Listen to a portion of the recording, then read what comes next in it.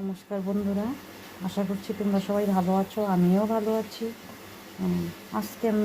আজকে আমি বানাচ্ছি হচ্ছে কাঁচা মাছের চচ্চড়ি। নুন দিলাম, হলুদ দিলাম, পেঁয়াজ, ক্যাপসিকাম,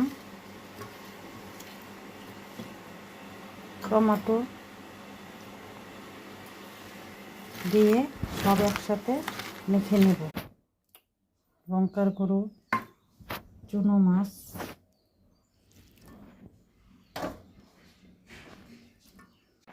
তেল, মাছটাকে দিয়ে ভালোভাবে মাছটাকে কড়াইটা গরম হয়ে গেছে। তেলটা সামান্য তেল দিলাম, মাছটা আমি ভেজে দিলাম।